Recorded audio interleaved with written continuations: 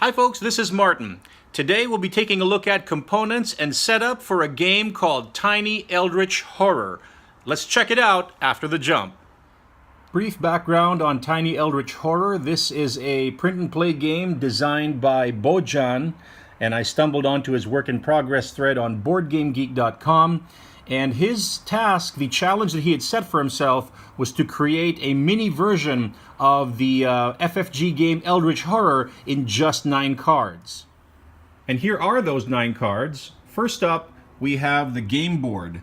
This is 3 cards that you line them up together to form the world map. It also has a doom track, and if that reaches 0, bad things happen, and you also have a Omen track over here.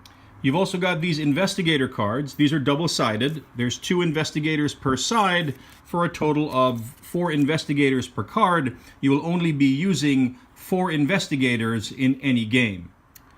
This is the card for assets, spells, conditions, and train ship tickets. You place 1 investigator colored cube on only 1 space at a time on this card.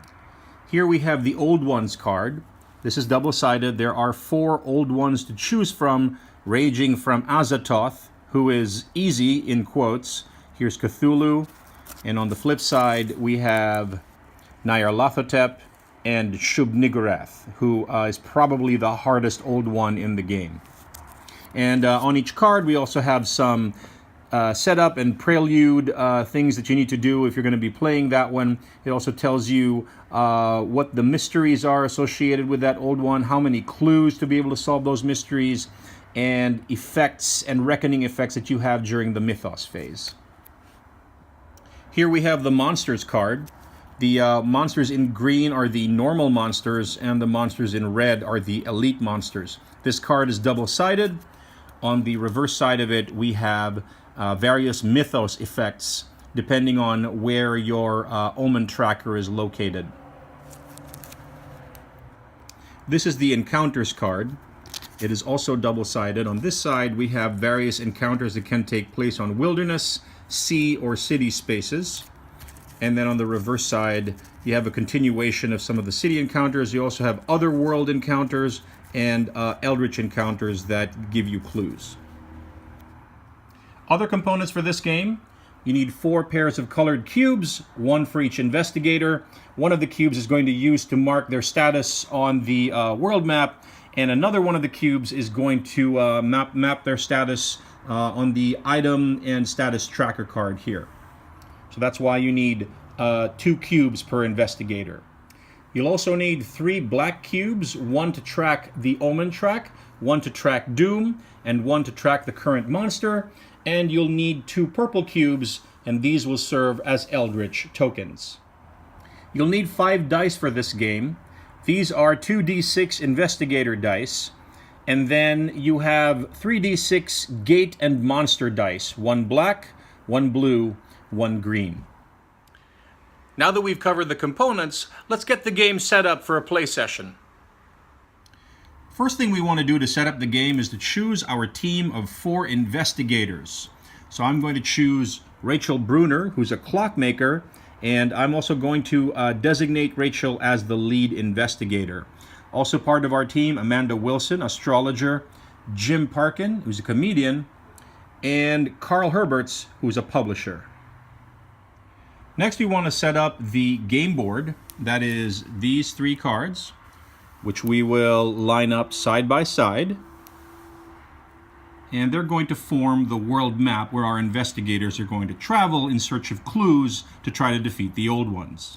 Speaking of the old ones, we have to choose one now. So I'm going to take the old ones card, and I'm going to choose Azathoth over here on the top. And then what we have to do is follow the setup instructions for the chosen old ones. So let's take a look here. Azathoth setup. The Omen will start on the green space. So we'll take a black cube and we will put it on the green space on the Omen track. Next, it says prelude. We have to roll a die, and if we get a result of 1 to 3, a random investigator starts with a curse condition. If we get a result of 4 to 6, each investigator starts on a random wilderness space. So let's go ahead and get that set up as well. Let's roll one of these investigator dice. we got a result of 3, and that means that a random investigator will start with a cursed condition. All right, well, we've got 4 of them here. Let's go ahead and roll 1d6 and see who starts with a cursed condition. We got a 4. So 1, 2, 3, 4.